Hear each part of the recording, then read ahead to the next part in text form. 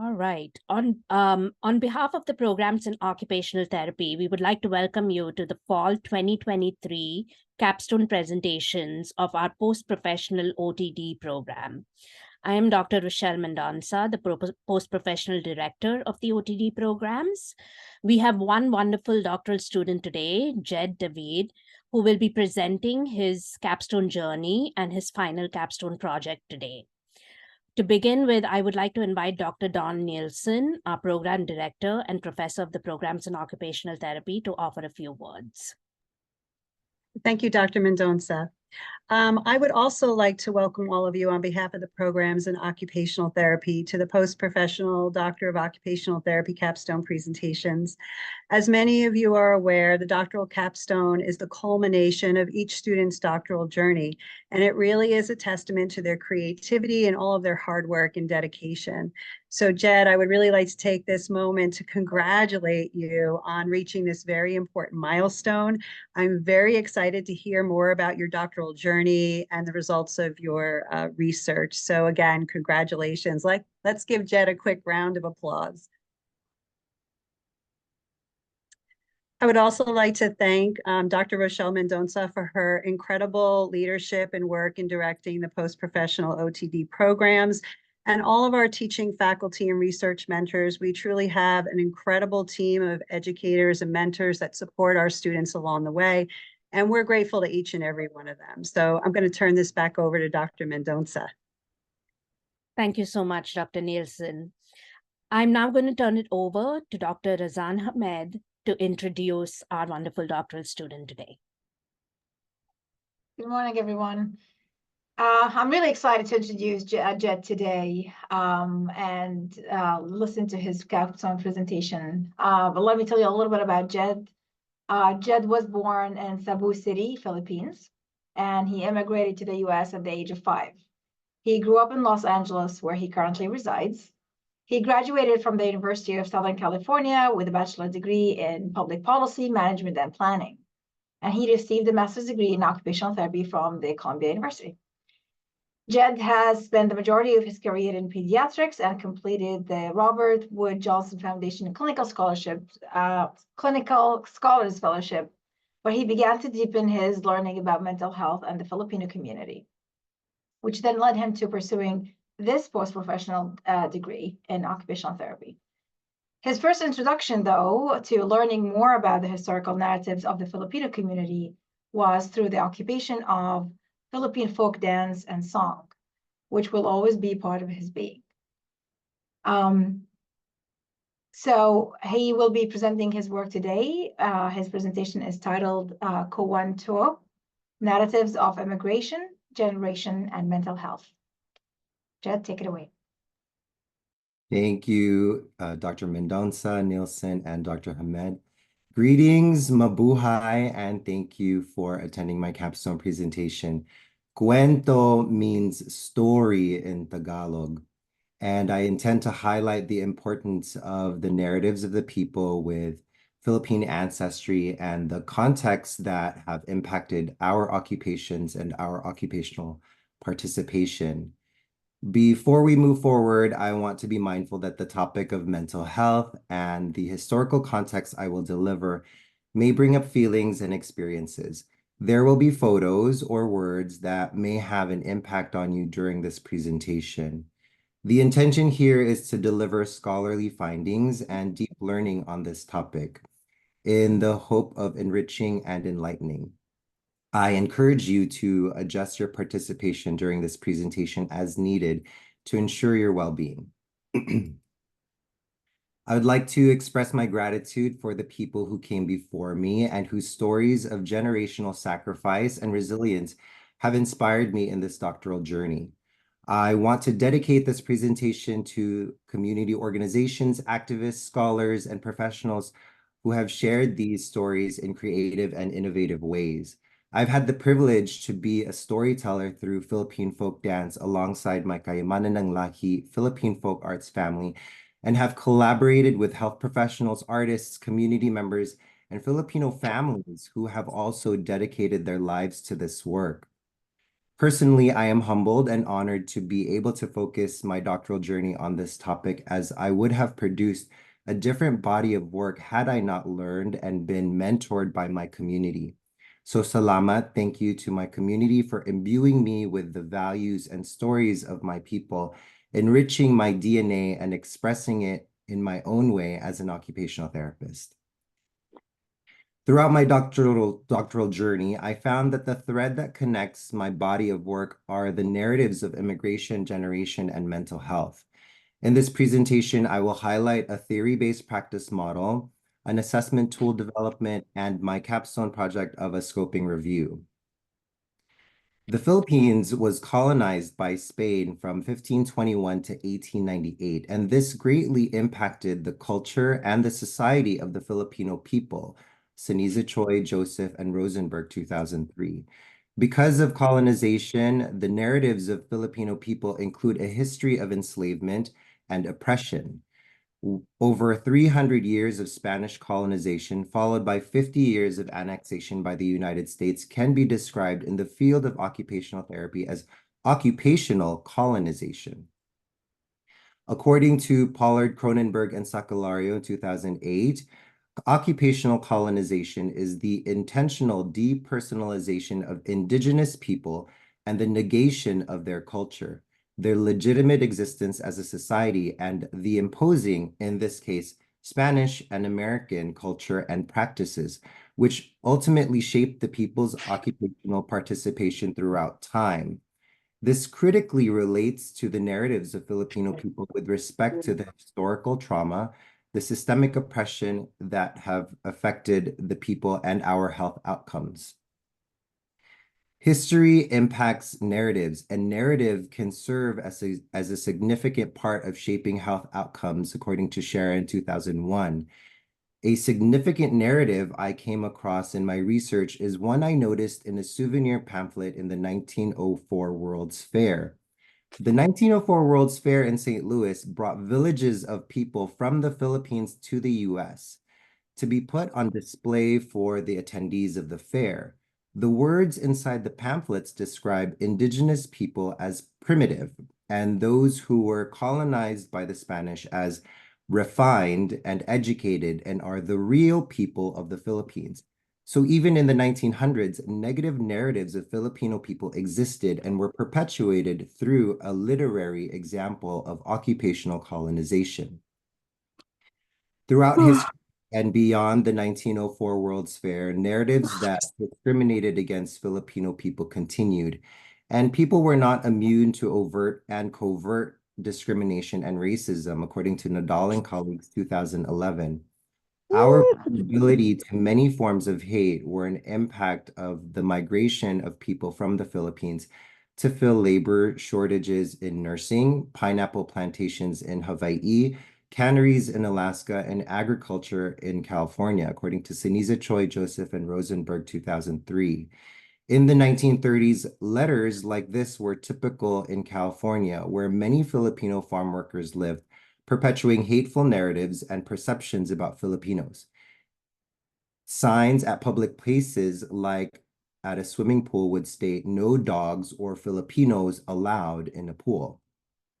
During the same time in Yakima Valley, where Filipinos worked in the farm towns, white men claimed that Filipinos were stealing their jobs and their women.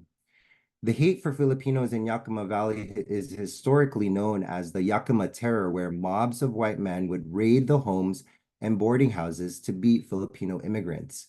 One day, a mob of 150 men threatened Filipinos to leave Yakima Valley by midnight or be killed, resulting in hundreds of Filipinos leaving Yakima Valley. The narratives and history of the Filipino people is undeniably shaped by colonization, oppression, and discrimination, and it has affected generations of people and results in what is known in psychology as colonial mentality, first introduced by Franz Fanon. Mental health with the Filipino community is very complex, and colonial mentality is one touch point and a way of connecting the context and culture to gain a better understanding of the Filipino community with respect to mental health. According to David and Okazaki, 2006, colonial mentality contextualized for Filipino Americans is defined as a form of internalized oppression characterized by a perception of ethnic or cultural inferiority that is believed to be a specific consequence of centuries of colonization under Spain and the United States. It involves an automatic and uncritical rejection of anything Filipino and an automatic and uncritical preference for anything Westernized or American. Because of the long-lasting effects of colonization and imperialism, colonial mentality is prevalent among members of the Filipino community, and this impacts mental health and mental health-seeking behaviors, according to David 2010. Familial relationships that can act as protective factors can be harmed by the effects of colonial mentality, according to Tuliao 2014 and Javier et al. 2018. A systematic review by Martinez and colleagues in 2020 found that the low utilization of mental health services and associated help-seeking behaviors attributed to several social, cultural, and attitudinal factors like cultural stigma. Although the literature is not rooted in occupational therapy, we can see the impact of colonial mentality on people's occupational participation and occupational performance as it can impact mental health. Thus, we must critically think and be critical consumers of the evidence and innovate how providers can address mental health. Drawing from the PEOP model by Baum, Christensen, and Bass, 2015, and the dynamic interaction model and multi-context approach by Toglia, 1992, and Katz and Toglia, 2018, I developed the theory-based practice model to address mental health in the Filipino community. Pamana means legacy, and the model requires 5 essential elements and the concepts of culture, community, and occupation at the core. An example of this theory in practice would be by understanding the history of occupational colonization.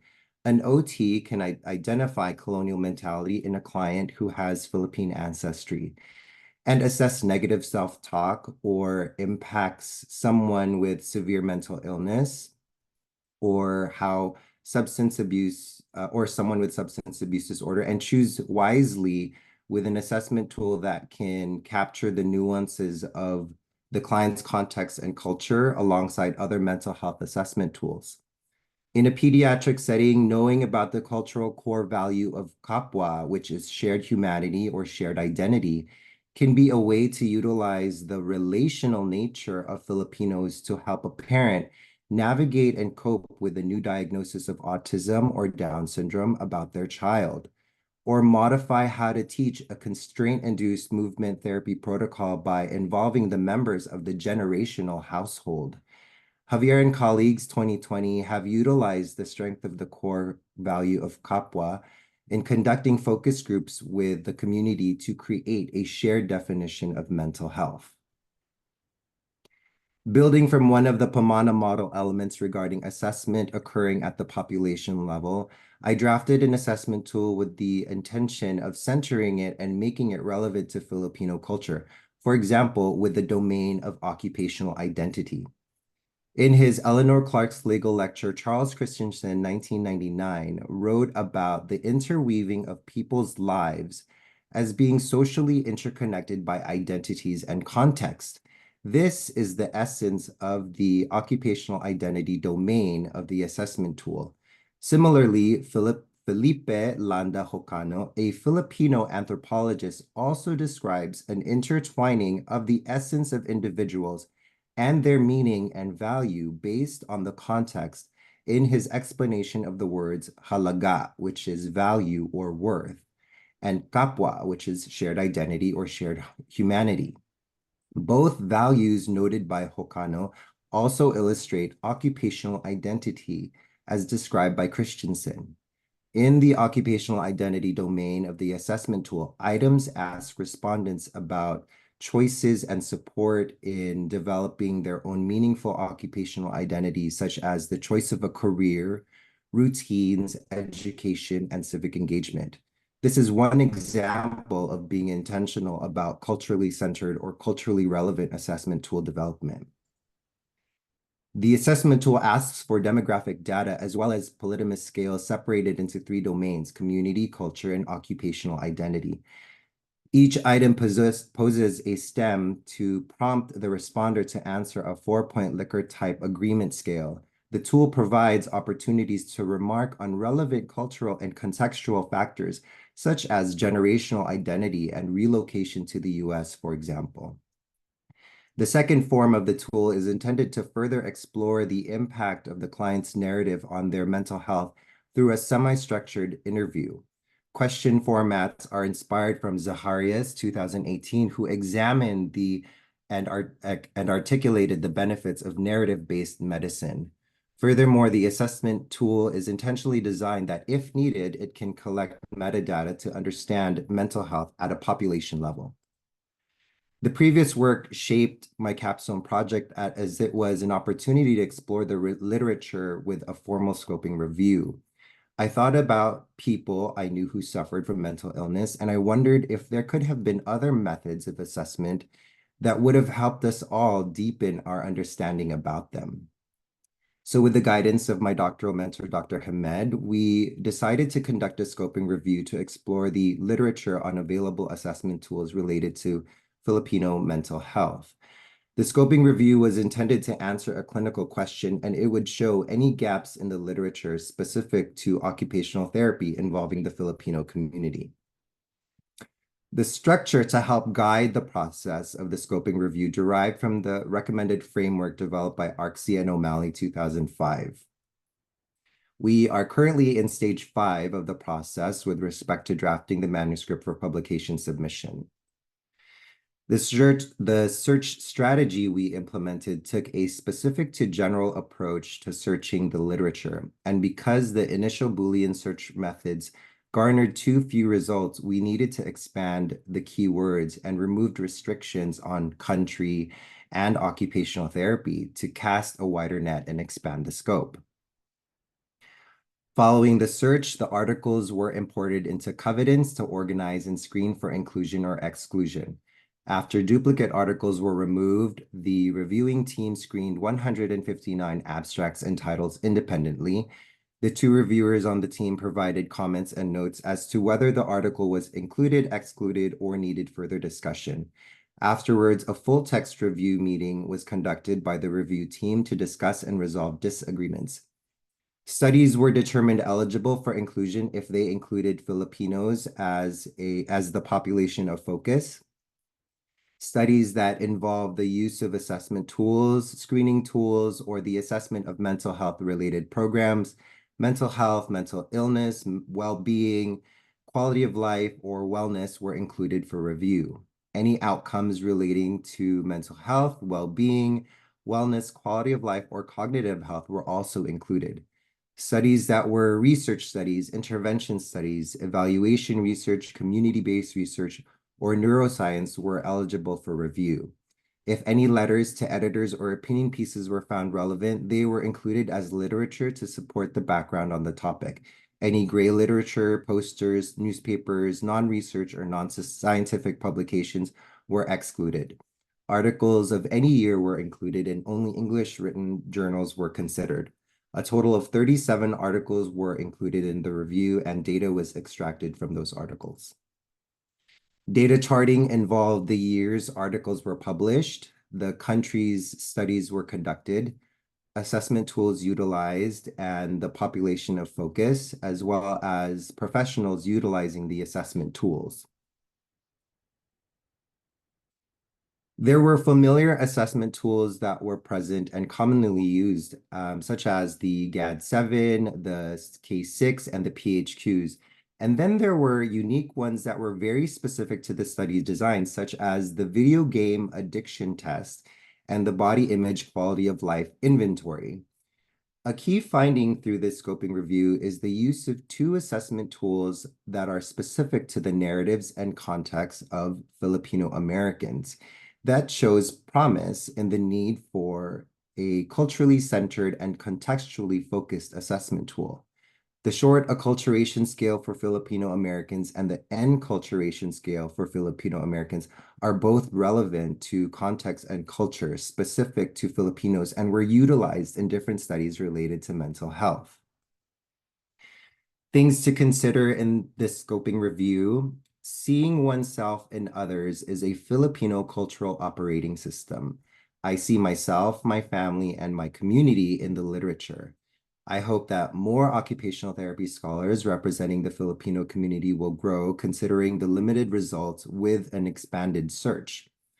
Although along those same notions, nothing about us without us is a concept I learned from Dr. Joyce Javier in her work with the Filipino community, inspired by the South African disability rights movement. This would be a way to move forward with future occupational therapy and occupational science research.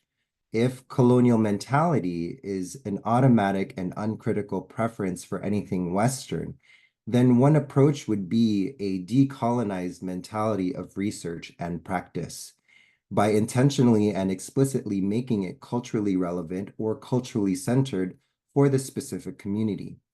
Culture and context is deep, so we should dig deeper.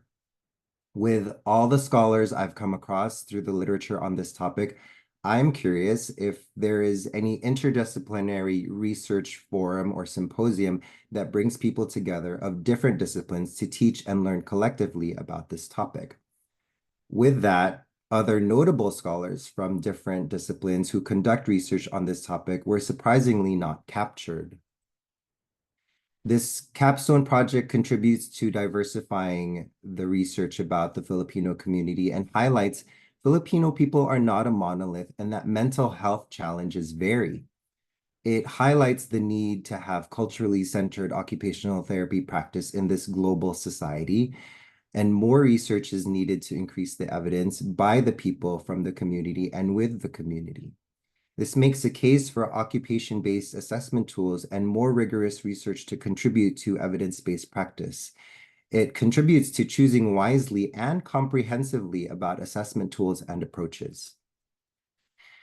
In the next steps in the short term, I plan to appreciate this journey, continue the scholarly work started through the PPOTD program, submit to relevant journals for publication, and develop my teaching and research skills to serve the next generation of occupational therapists.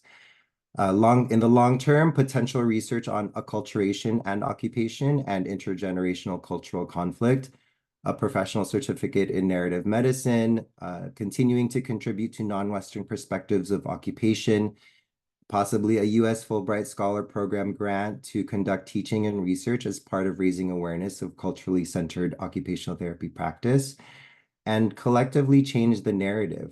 I believe that the key to transforming the mental health and well-being of the Filipino community is becoming conscious about our culturally inherent strengths, like generational connections, for example, to make a profound change and to impact the next generation.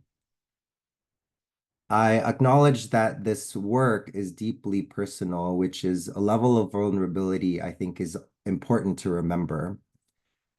There is a lot of self-discovery in the post-professional doctoral process, which is always humbling.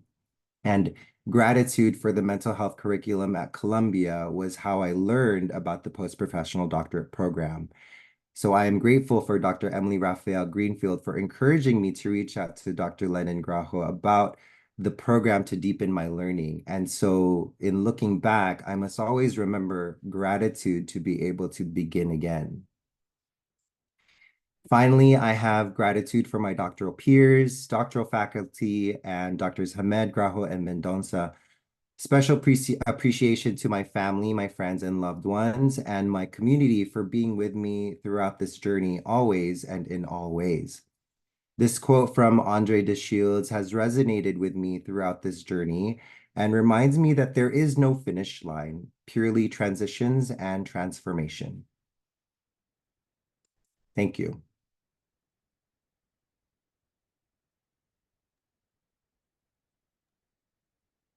Thank you so much, Jed.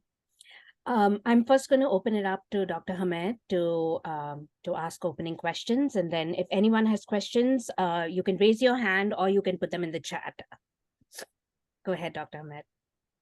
Thank you, Jed, for this presentation. I got goosebumps just listening to the history, and you educated us so much about the connection between decolonization and mental health, and how that you can't take away the history when addressing the present and the needs of the present community. So thank you for that link. It was beautiful, and I wish we could see it more in our education and practices. So I appreciated that piece a lot. I do have two questions for you. One, in your reflection, you said this work it was personal, and it came with vulnerability. So I can relate to a lot of what you said today, being part of a community that I don't see myself in the literature. I don't see assessment tools to address my community. So I relate and empathize with that. But I want you to paint a picture for us as a group. How did it feel not seeing, as an occupational therapy practitioner, you are providing interventions for people every day. How did it feel not having enough tools and equipment to provide the same interventions for your people from your community, and they share the history and the heritage of you? I have to say that it felt like it wasn't a surprise, but at the same time, it was sad but hopeful, put it to you that way. I think that I also have to understand that how do people know when people don't know? And it should come from the people in the community who can say and advocate, this is what we need, this is what I need, this is what is also, and to be critical, this is what is also lacking in the current system that we have, or the current practices, or the current standards.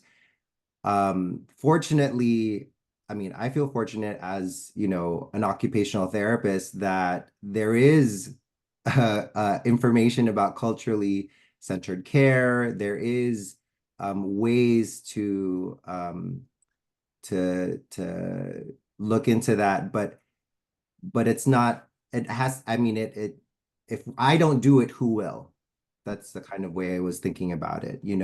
If I don't do this, who will? And that's something I learned from Philippine folk dance. If we don't do this, who's going to perpetuate these stories? Who's going to dance? I mean, it's not going to be somebody who's not Filipino, right? So to me, I felt like it wasn't a surprise, but I also felt hopeful because, I mean, even in the scoping review, there were maybe things that didn't get captured, but what was really fun for me to see was there was these two assessment tools that were specific to Filipino Americans.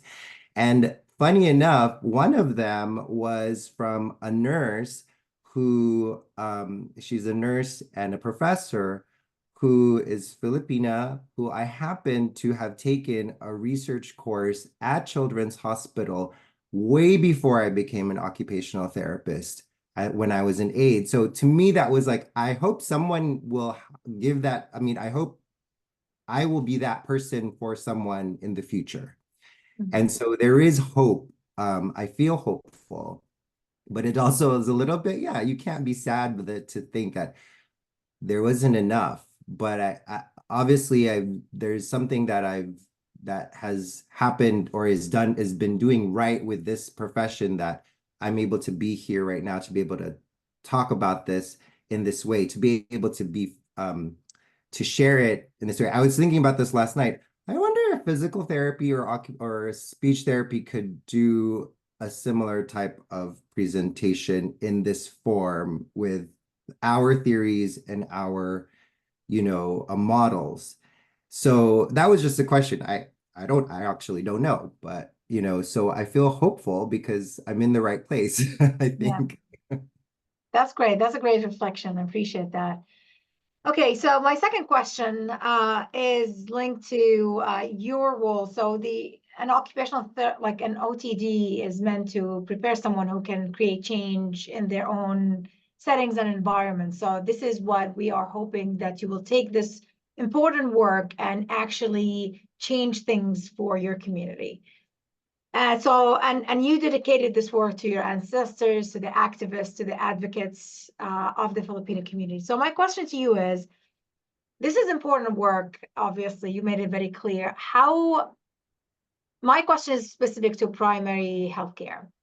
Primary care is where things start. And we are, as a profession, we're fighting to inserting ourselves in primary healthcare as the first line of defense when it comes to their needs, including mental health needs. With your public policy mindset and background, how would you take this work into advocating for the use of this tool that you created, or pushing towards exploring the needs of the Filipino community in primary healthcare?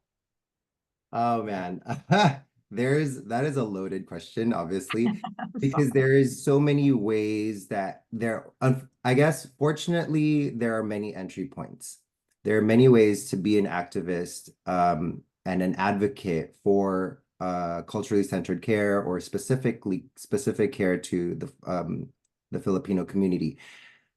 As in terms of primary care, there's definitely education. I think it's moving towards in that direction.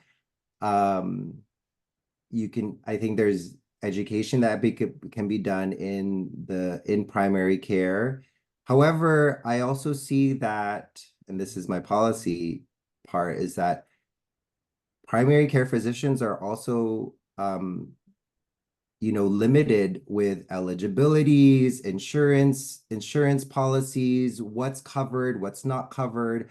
We unfortunately don't live in a place where there's a lot of universality with care.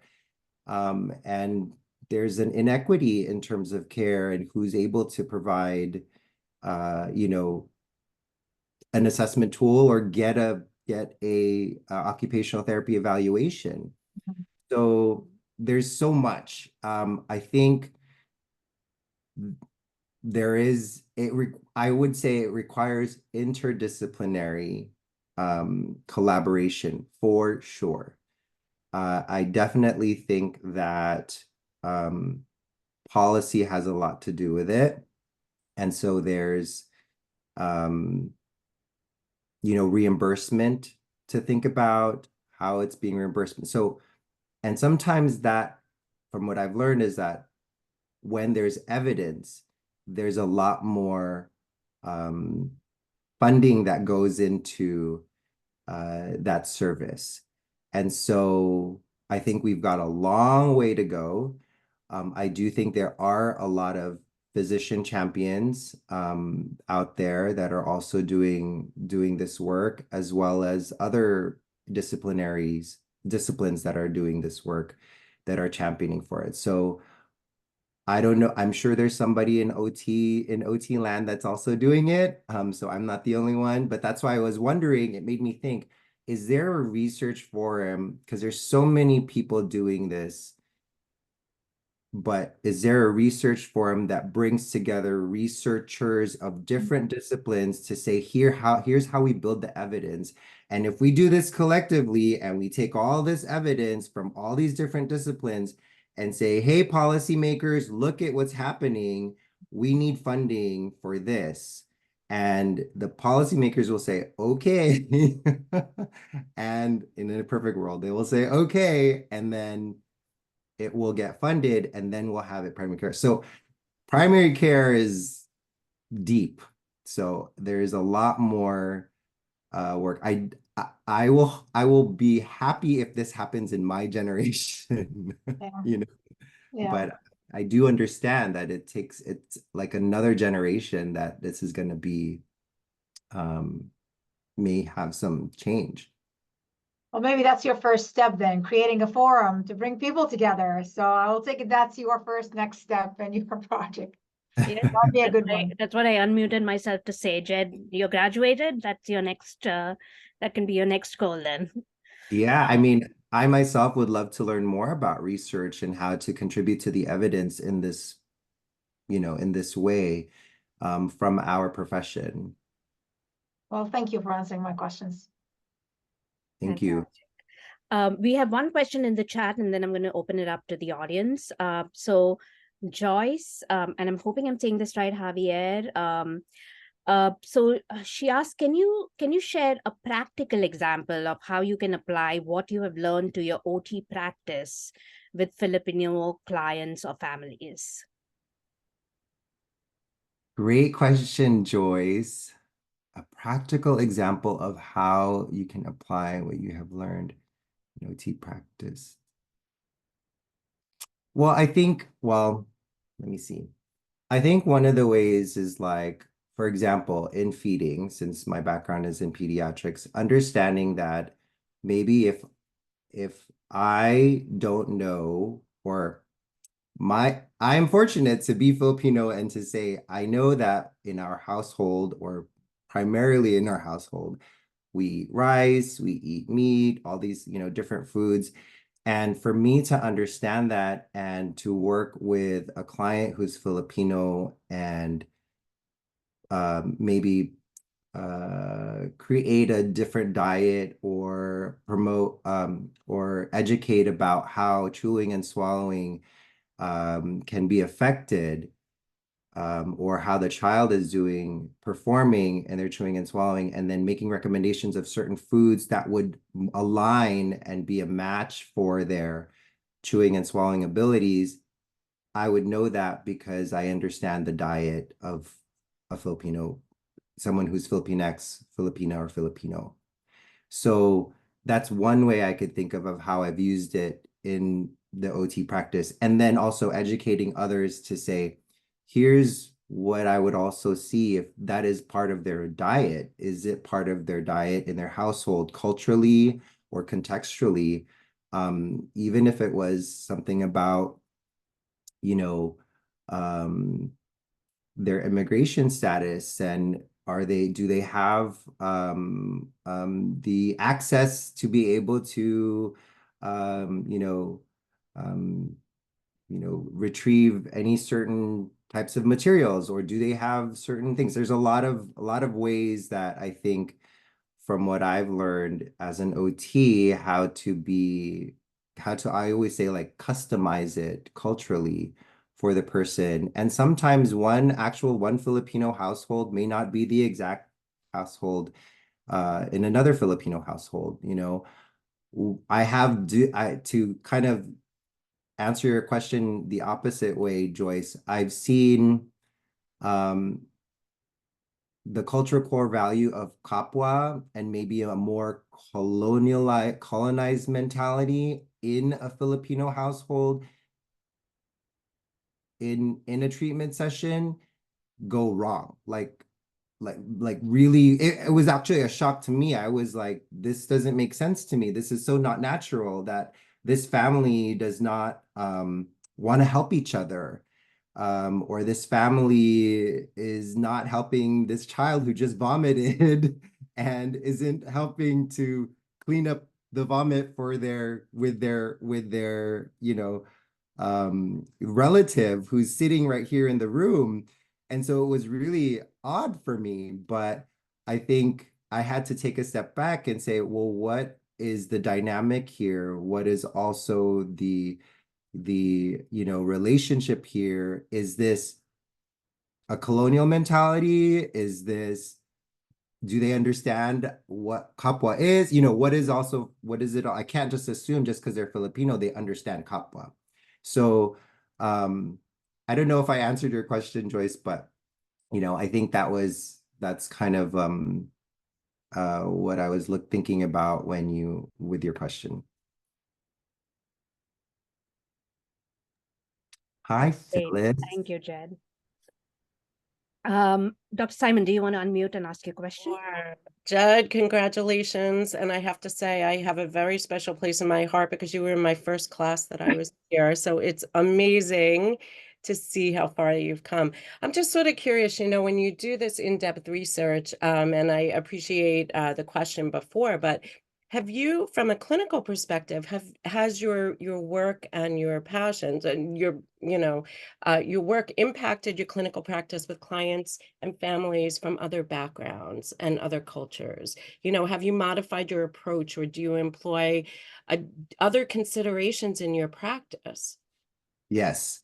I think there's a lot of intersectionality just, as therapists, we have to realize, I realize that I come with a lot of intersectionality that also is a powerful tool in practice.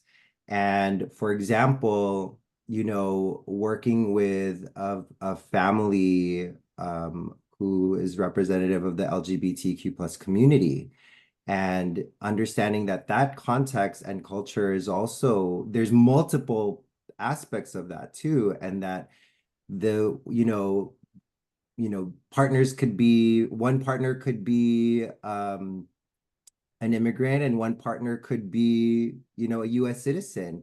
And so to understand the intersections of that and how that comes into play when it comes to treatment and evaluation, and again, choosing comprehensively and wisely about, okay, how will I explain this result?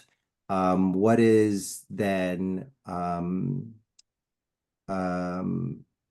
do I understand also that if I have my own, how do I say, like, understanding that heteronormative is not something that I'm going to really, like, this assessment may be heteronormative, and how do I ensure that this is not, not going to, this represents the client and the family.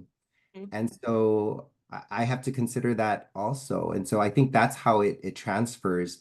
And then I think about values. If I'm looking at cultural core values, what are these families' values and cultural core values? And then how do I customize my treatment or my evaluation to ensure that I'm really considering all of those pieces?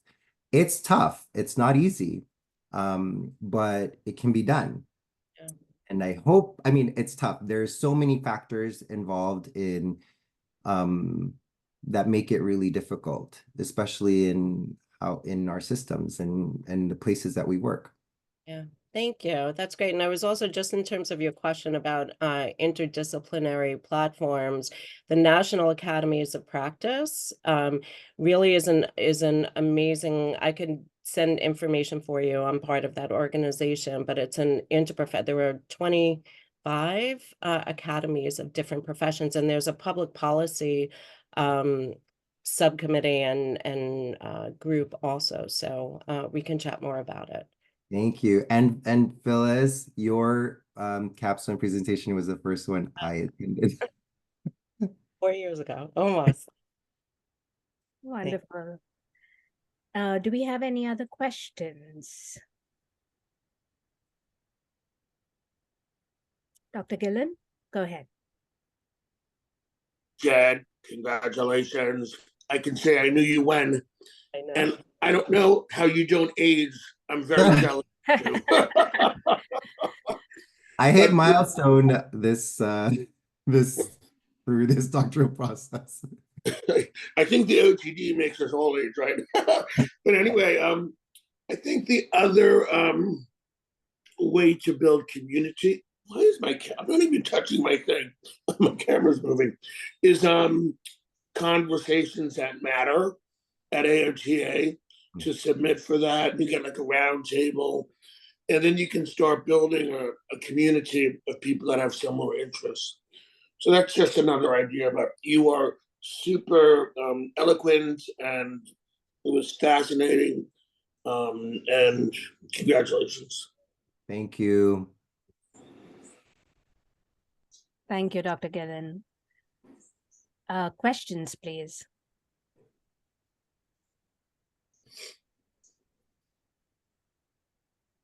All right. I think that might be it, Jed.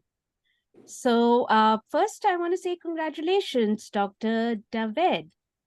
I think I speak for all of our faculty and all of our entire program, and we say we're so proud of all the work you've done, of the fantastic presentation you've given. And, it was very touching, moving, and I believe that this is a presentation that should not stop here. It needs to be given to other OTs. It needs to be given in larger forums. So I'm hoping we can see you at national, state, local, international presentations, because I believe that's where it should be. We keep in touch with us. We want you to be part of the Columbia family and Columbia community for many, many years to come. So I'm going to open it up right now for everybody to congratulate you, and I'm going to stop recording. But I know we have a ton of family here and a ton of your faculty here. But congratulations, Jed, and we are so very proud of you. Thank you. Thank you, everyone.